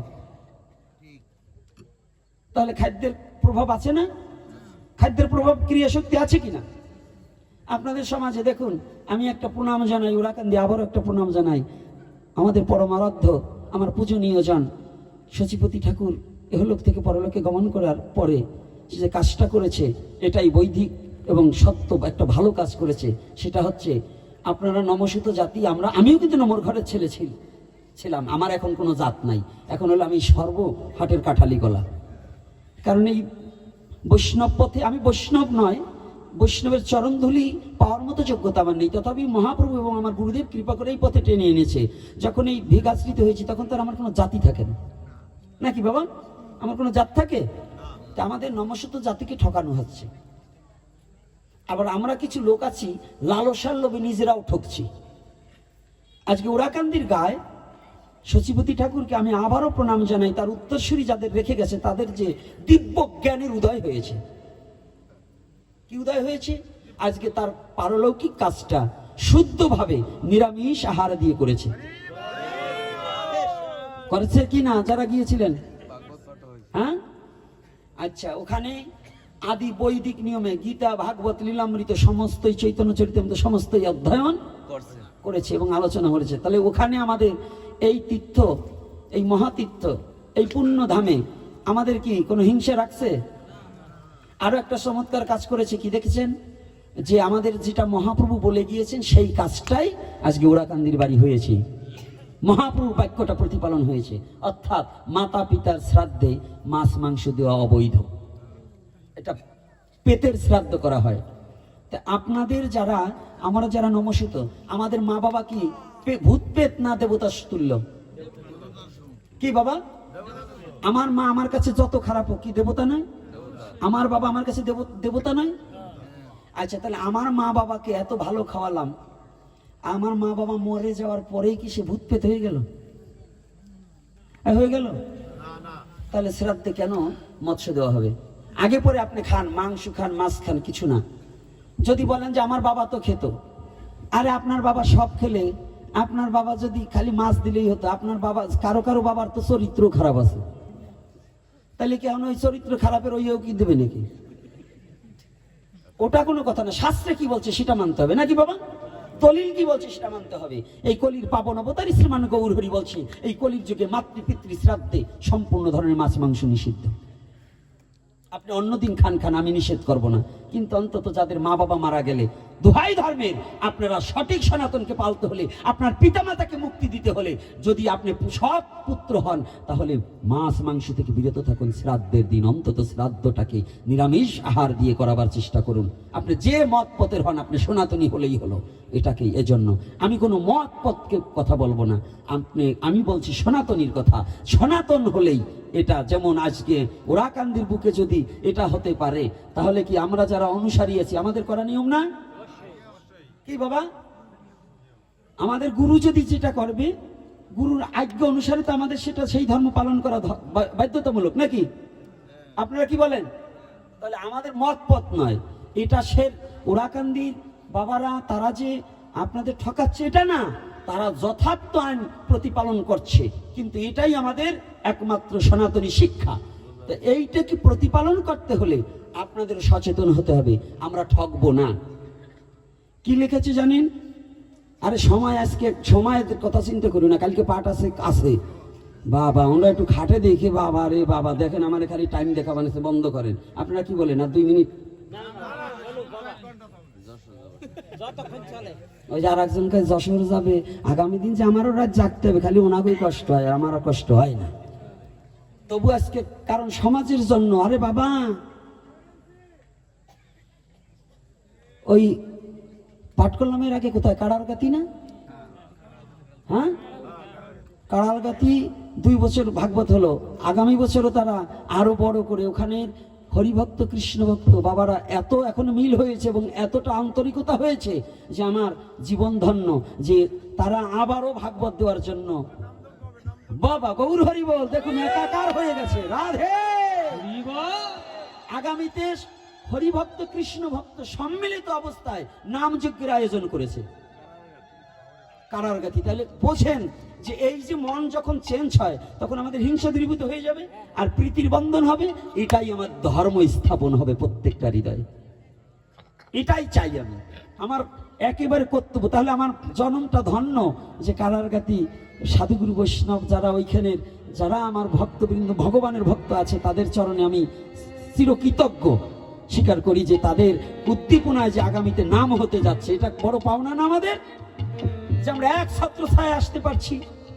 তাহলে আজকে যেখানে ছিলাম আবার ওখানে গিয়ে আমি মীমাংসা দিয়ে দিচ্ছি। লালাকে যখন রামানন্দ স্বামীজি ডাকে দিয়া বলে, দীক্ষা নিতে হলে তোমার কিছু কাজ করতে হবে।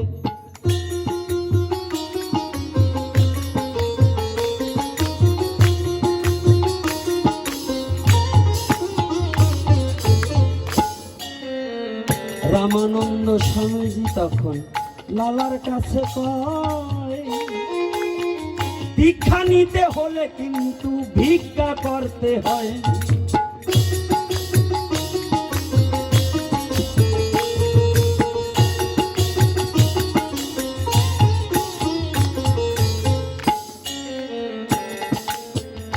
এই কয় গ্রামের মধ্যে যত বাড়ি আছে, ভিক্ষা করে তুমি আসবে লালা, আসবে আমার কাছে।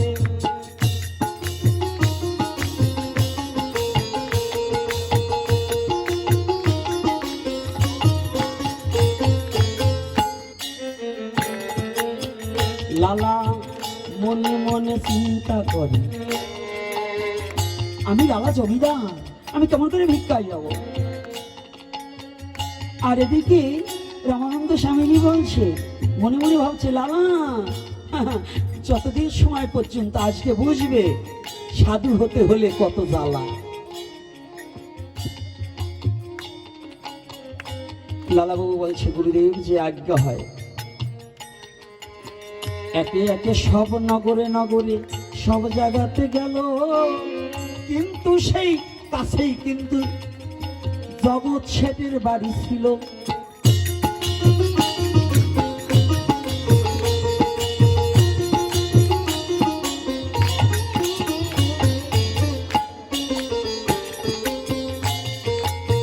সব দরজায় যায় গো লালা ভিক্ষা করিবারে, শুধু একটা ঘর বাকি আছে ওই জগৎ শেঠের দ্বারে।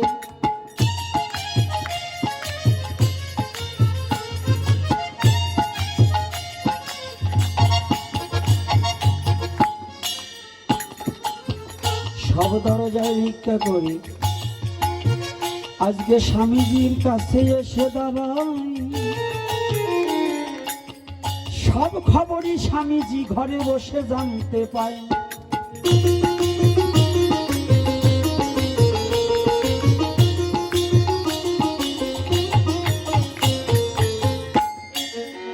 লালা তোমার দীক্ষা হবে না, সব ঘরে গিয়েছে তো? হ্যাঁ গুরুদেব।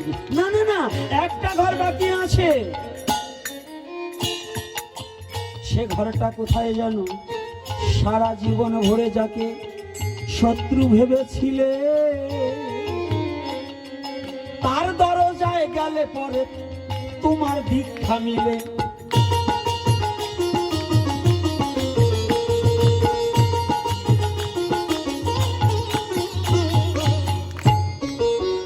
একটা কাপড় পরিধানে আর একটা কাপড় গায়ে, ভিক্ষার ঝুলা কাঁধে লইয়ে লালা আজ জগৎ শেঠের বাড়ি যায়।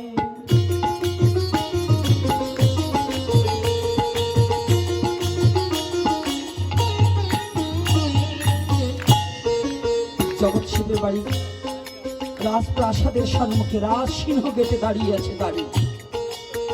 আজ ভিখারির বেশে ললাটে তিলক ধারণী করি, বদনে কৃষ্ণ নাম করিতে করিতে লালাবাবু কি জগৎ শেঠের দ্বারে উদয় হয়েছে। কৃষ্ণ নাম করছে, দাড়ি দৌড়িয়ে এসেছে। ও ভিখারি, কিছু ভিক্ষা নিয়ে চলে যাও, এই দিচ্ছি। ও দাড়ি, আমি তোমার হাতের ভিক্ষা নেব না দাড়ি। ও ভিখারি, এই দ্বারে যত ভিখারি আসে আমি তাকে ভিক্ষা দেই, আমার বাবু কাউকে ভিক্ষা দেয় না। না ভিখারি, আমি যে তোমার হাতের ভিক্ষা নিতে আসিনি, আমাকে একটিবার তোমার বাবুর হাত থেকে আমাকে একমুষ্ট ভিক্ষা দেওয়ার কথা বলো। তোমার বাবু যদি একমুষ্ট ভিক্ষা দেয় আমি ওই ভিক্ষা নিয়ে চলে যাব। দাঁড়ি বলছে, আয় ভিখারি, আমি বারংবার বলছি আমার বাবু কাউকে ভিক্ষা দেয় না।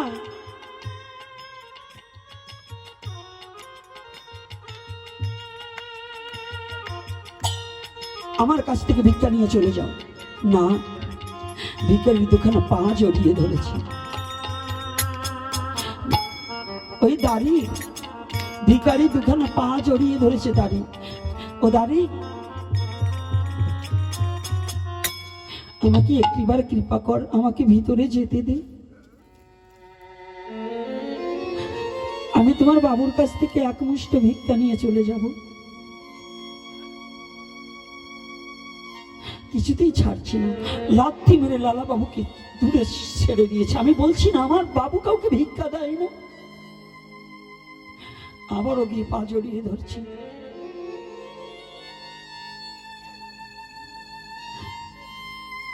ও দাঁড়ি, আর যদি তোমার বাবুর হাত থেকে একমুষ্ট ভিক্ষা না নিতে পারি আমি যে গোবিন্দের চরণ পাবো না, আমার গুরুর চরণ পাবো না। তোমার বাবুকে গিয়ে বলো আমি সব ছেড়ে দিতে পারবো, কিন্তু আজ যেন আমাকে গুরুদেবের চরণ থেকে বঞ্চিত না করে দেয়, আমাকে একমুষ্ট ভিক্ষা দিয়ে তাড়িয়ে দেয়।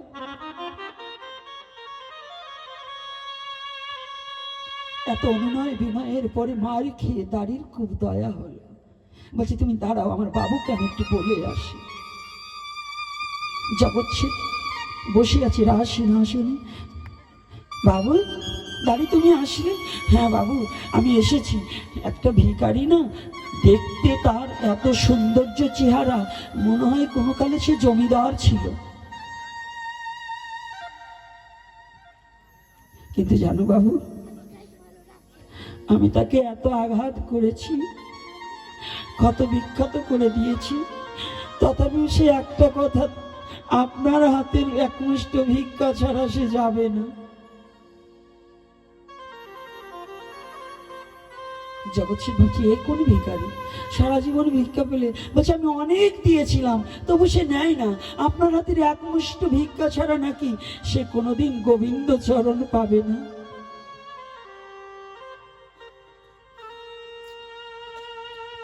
জগৎসিংহ মনে মনে চিন্তা করলেন, কে গো, আমি একটু যাই। জগৎসিংহ ছুটে এসেছে। সিংহদ্বারে যখন এসে দাঁড়িয়েছে, দেখতে পায় যার সাথে সারা জীবন রাজদ্বন্দ্ব করেছে, সারা জীবন যার মাথাটা চেয়েছে, সেই লালাস বৈষ্ণব বেশে ললাটে তিলক ধারণ করে, গায়ে একখানা কাপড় দিয়ে আর একখানা কাপড় পরিধান করে রাজগেটে দাঁড়িয়ে আছে। জগৎসিংহ মনে মনে চিন্তা করছে, লালা বুঝি আমার সাথে মামলা করতে করতে সর্বস্ব হারিয়ে ফেলেছে। তুমি লালা না? হ্যাঁ, আমি জমিদার লালা নয়, আমি ভিখারি লালা।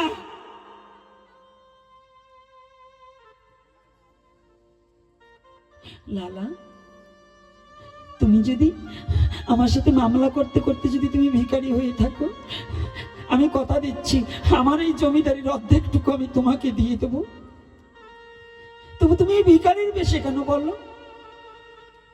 জগৎসিংহকে বলছে, ভাই আমি তোমার সাথে মামলায় হেরে আজ ভিখারি হইনি, আজ আমি হাত পেতেছি তোমার কাছে। যদি তোমার ভিক্ষা না পাই তাহলে আমি যে গুরু গোবিন্দের চরণ থেকে বঞ্চিত হয়ে যাব। হরিবা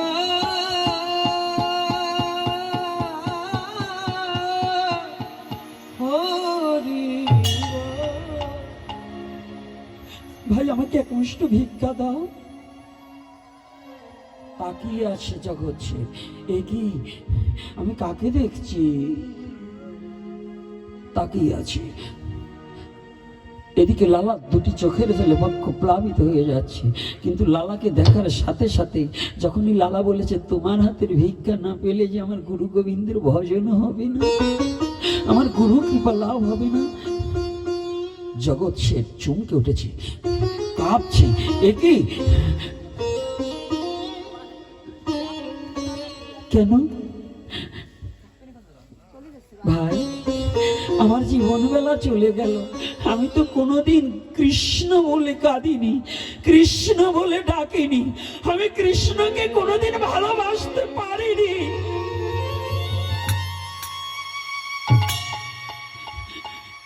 যে জমিদারিতে জীবন বেলার কথা বলে দিতে পারে না, আমি যে সেই জমিদারি ত্যাগ করে চলে এসেছি। যে জমিদারিতে জীবন বেলার কথা বলে দিতে পারে না, সেই জমিদারি দিয়ে যে কোনো কিছু করার নেই। যে জমিদারিতে শুধু অন্যের মাথা নেওয়া শিখায়, অন্যকে হত্যা করা শিখায়, যে জমিদারিতে শুধু হিংসা শিখায়, ভাই আমি সেই হিংসার ঘরটাকে পরিত্যাগ করে আমি মধুর বৃন্দাবনে যাব বিধায় আমি তোমার কাছে এসেছি।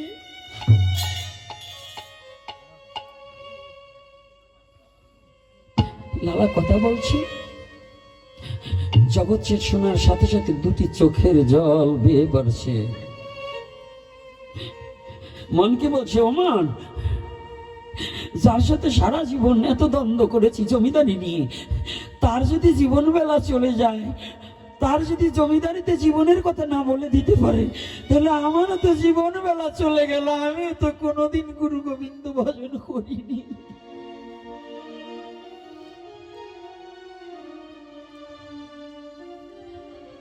তাহলে আমিও তো করিনি।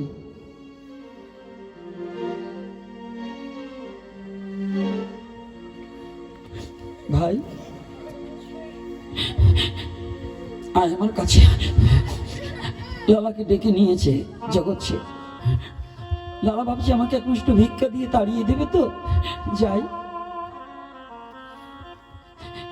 লালাকে রাজপ্রাসাদের মাঝখানে দাঁড় করিয়ে সবাইকে ডেকে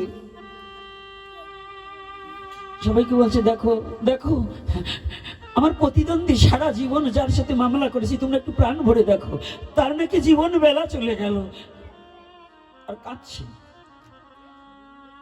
জগৎ শেঠ বলছে তার নাকি, লালার নাকি জীবন বেলা চলে গেল। তোমরা বলো, ওর যদি জীবন বেলা চলে যায়, আমার কি জীবন বেলা আর আছে? তোমরা খুলে বলো। আমারও তো জীবন বেলা চলে গেল। ওগো তোমরা যারা আছো, আমার মায়ার বাঁধনটা কেটে দাও। আজ আমি লালার সাথে সাথে চলে যাব, চলে যাব। আমি বৃন্দাবনের পথে পথে লালার সাথে ভিক্ষা মেঘে খাবো।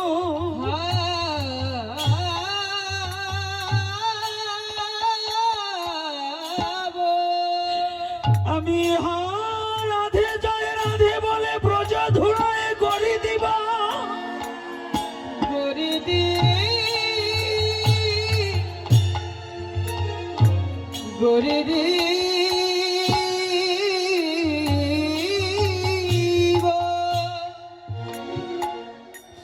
তোমরা আমার মায়ার বাঁধনে কেটে দাও। আমার বন্ধু যদি চলে যায় আমি বসে থাকবো না, তোমরা আমার মায়াকে কেটে দাও, এই মায়ার অর্জুনটা কেটে দাও।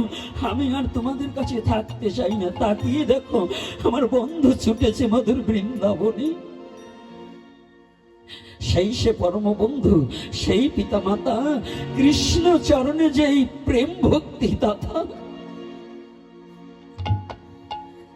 ওগো আমার লালা যে আমার পরম বন্ধু, আজকে যদি লালা সেজে না আসতো তাহলে আমার জীবন বেলা যে ডুবে যাচ্ছে আমি কোনোদিন জানতে পারতাম না। আমি কোনোদিন এটা জানতে পারতাম না যে আমার জীবন বেলা চলে যাচ্ছে। আমার মায়ার বাঁধনটা কেটে দাও। লালাকে প্রণাম করে জড়িয়ে ধরেছে। লালা, তুই আমার কাছে ভিক্ষার জন্য এসেছিস তো? আগে তুই আমাকে একটা ভিক্ষা দিবি, বল ভাই।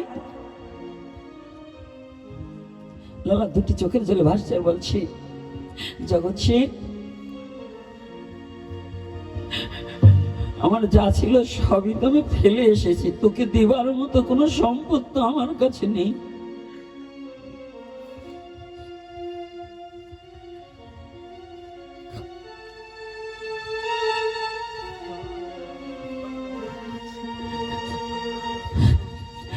তোকে দেওয়ার মতো জগতে আমার কি আছে বল?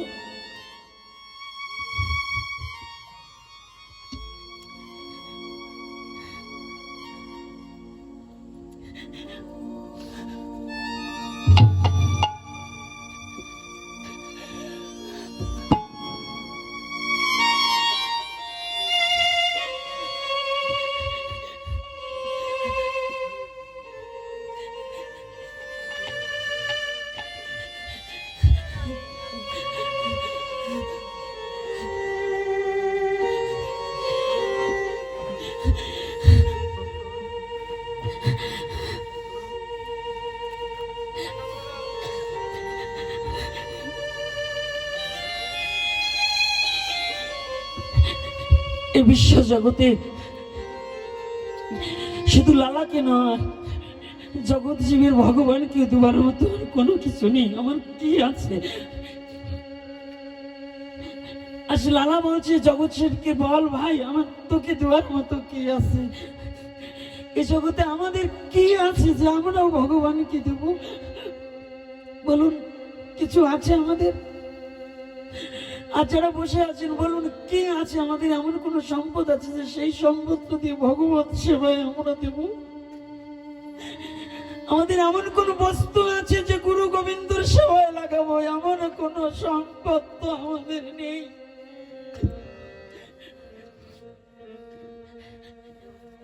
লালা বলছি, ভাই তোকে আমি কি দেব? এই বিশ্ব জগতে আমার তো তোকে দেওয়ার মতো এমন কোন সম্পদ আমার কাছে নেই, আমি তোকে দেব।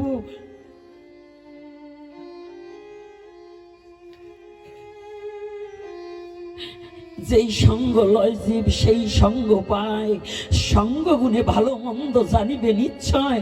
সতের সঙ্গ নিলে পরে নিজে সৎ হবি, অসতের সঙ্গ নিলে তোর পরম বস্তু হারাবি।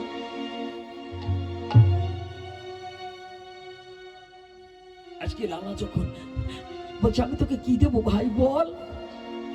বলছে, তোর কাছে যে ধন আছে আমি জানি, আমি দেখেছি, ওই ধন দিতে হবে। ভাই আমি কথা দিলাম, যদি সেই ধন তুই যাহা চাবি তা যদি আমার কাছে থাকে আমি তোকে দেব। তুই যেমন করে বৃন্দাবনে যাওয়ার আর গুরু কৃপা লাভের জন্য যে বস্ত্রখানা পরেছিস না, হ্যাঁ, আজ তুই আমাকে হারিয়ে দিলি, তুই আমাকে ঠকিয়ে দিলি। বল, সারা জীবনের তোর তুই আমাকে ঠকিয়ে দিয়েছিস। সারা জীবন তোকে ঠকাতে চেয়েছি। জগৎ সেন বলছে, সারা জীবন তোকে ঠকাতে চেয়েছি, কিন্তু আজ দেখলাম আমি তোর কাছে ঠকে বসে আছি। আমি তোর কাছে আজকে ঠকে বসে আছি, তুই আমাকে এমন করে ঠকালি কেন বল?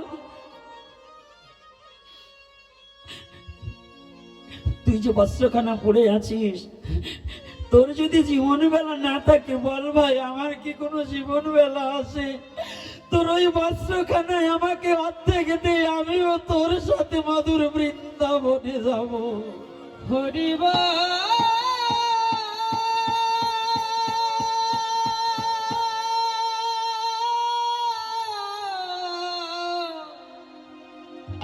হরিবা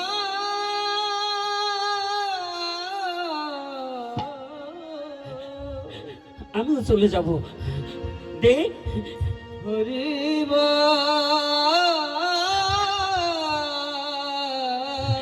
লালা দিতে চাচ্ছে না। জগৎ সে দৌড়ে গিয়ে কাঠ থেকে ওই বস্ত্রখানা টেনে নিয়ে এসেছে। তুই একা, তুই একা যাবি কেন রে? ওই শোন, তোর সাথে সাথে আমারও হৃদয় বাঁশি বেজে উঠেছে। আমাকে ওই বৃন্দাবন চন্দ্র ডাকছে জগদেশে। লালার সাথে সাথে তুইও একটিবার ব্রজে চলে আয়, আমাকে ডাকছে।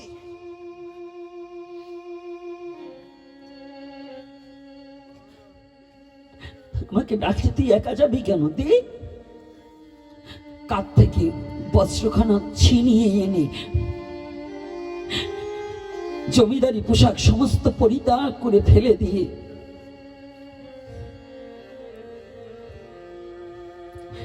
লালা বাবু জন্মভূমি তো, জন্মভূমিতে বসে গড়াগড়ি দিচ্ছে। জন্মভূমি, শেষবারের মতো তোমাকে একটু প্রণাম করে যাই। আমি চলেছি অচিন দেশে, আর আসবো না কোনোদিন ফিরে এ দেশে। তুমি আমাকে একটিবার আশীর্বাদ করো, আমি যেন ব্রজে গিয়ে রাধা কৃষ্ণ গুণগান গাই। ও বঙ্গজননী, এই যে আমরা সনাতনী, এই বঙ্গজননী থেকে কতজন চলে গিয়েছে, আমরা যেতে চাই না। মনে বড় যন্ত্রণা, বড় আঘাত, বড় দুঃখ। লালা বাবু কাছ থেকে পড়ে এইবার বলছে চলো। তাই লালার গলাটা জড়িয়ে ধরে যখনই জগৎ শেঠ চলেছে দুজনে কৃষ্ণ নাম করিতে করিতে, যখনই গিয়ে উপনীত হয়েছে না, এইবার রামানন্দ স্বামীজি দর্শন করেই বলছে, লালা, ও লালা, গতকাল সারা নগর ভিক্ষা করে যা পেয়েছিস, আজ তো তার শত শত গুণ বৃদ্ধি সম্পদ পেয়েছিস। ও লালা, আজকে আয়, আজ আমি তোকে একাকে নয়, আমার জগৎ শেঠ আর লালা দুজনকেই দীক্ষা দিচ্ছি। কথাটা কি বুঝতে পেরেছি? এই মনের মলিনতা না গেলে গুরু গোবিন্দর কৃপা পাওয়া যায় না। তাহলে আমাদের মনের মলিনতা দূরীভূত করতে হবে। যে যে ভজনই করুন, যে যে পথেই থাকুন, আসুন আমরা এক ছত্র ছায়ার নিচে বসে এক সনাতনী হিসাবে, এক সনাতনী যদি বিপদে পড়ে আর এক সনাতনী তার পাশে দাঁড়াতে হবে। এক সনাতনীকে যদি অন্যায়ভাবে অন্য কেউ আঘাত করে, আমরা সনাতনী হিসাবে তার পাশে গিয়ে দাঁড়িয়ে ওই শত্রুকে আমরা প্রতিহত করব। কি এটা কি পারবো না? রাধে রাধে পারবো কিনা? মনে থাকবে তো? কি যুব সমাজ মনে থাকবে? একজনকে অন্যায় ভাবে যদি কেউ অত্যাচার করে, আমরা সমস্ত সনাতনী একত্রিত হয়ে সেই অন্যায়কারীর বিরুদ্ধে আমরা লড়ব, নাকি পারবো না? এটা অন্যায়কে আমরা মেনে নেব না, আমরা সৎ পথে চলবো, সত্য কথা বলবো। আর আজকে ভাগবতীয় কথা শ্রবণ করলে একটু দক্ষিণা দিতে হয়। কিন্তু কত টাকা কত ভাবে নষ্ট হয়ে যায়। ভাগবতীয় কথা শ্রবণ করলে দক্ষিণা দিতে হয়। আপনাদের এই দক্ষিণা দিয়ে কিছু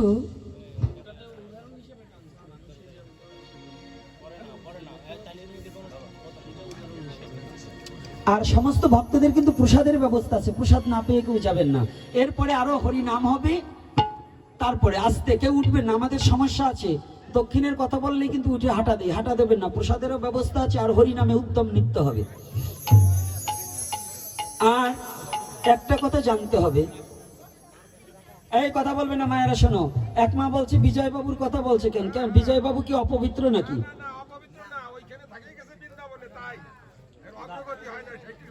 অগ্রগতি না, সময়ের সাথে ওটা একটু টান। কেন? উদাহরণস্বরূপ, যে যেখানে নিন্দা হয় সেটা কোনো কৃষ্ণ গান হতে পারে না, ওইটা কিন্তু ধরে রাখতে হবে। ওখান তার আগানের দরকার না। কিন্তু যেখানে আমাদের লীলাটা বিশ্রাম দিচ্ছি, এখানে বুঝবার বিষয় যে এত শত্রু একত্রিত হয়ে বৃন্দাবনে রওনা দিলেন। এখন এই লালাবাবুর লীলা আরো টানতে গেলে আরো 1.5-2 ঘন্টা লাগবে। কিন্তু আগামী দিন আমার প্রবচন আছে চৌরিবাড়ি। কৃপা করে যদি আপনারা যান, আপনাদের নিমন্ত্রণ, চৌরিবাড়ি গেলেই ওখানে আগামী দিন প্রবচন, তারপরে দুদিন হচ্ছে সেনদিয়া, না মাস্টার মশাই? তারপরে দুদিন সেনদিয়া, 20-21 বুধ বৃহস্পতি। হ্যাঁ, বুধবার বৃহস্পতিবার এই দুদিন আছি সেনদিয়াতে। আপনারা ভক্তজন কৃপা করে যাবেন। আর আমার আলোচনার মধ্যে বচন ভঙ্গিতে যদি কেউ ব্যথা পেয়ে থাকেন, নিজ সন্তান রূপে ক্ষমা সুন্দর দৃষ্টিতে দেখবেন। আমি আবারও অনুরোধ করছি, আমরা সবাই হিংসা ভুলে একত্রিত হয়ে এক ছত্র ছায়ার নিচে বসবাস করার চেষ্টা করব। আর এরপরে বাবা একটা কীর্তন করো, মাস্টার মশাই একটা কীর্তন করো, একটা কীর্তন করতে হবে। আর প্রসাদ না পেয়ে কেউ যাবেন না, প্রসাদের ব্যবস্থা আছে, পায়ে হাত দেবেন না। যারা আমাকে দণ্ডবোধ করবেন দূর থেকে, পায়ে কেউ হাত দেবেন না।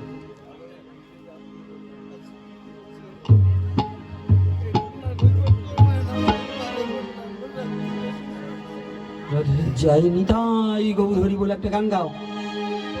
আজকের মতো এখানে লীলা বিশ্রামে রহিল। প্রেমানন্দে ভক্তগণ একবার হরি হরি বলো।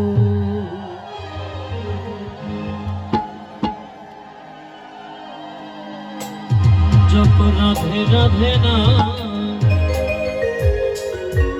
চলো বৃন্দাবন ধাম।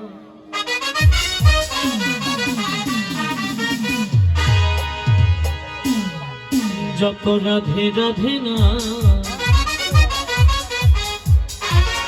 চলো বৃন্দাবন ধাম।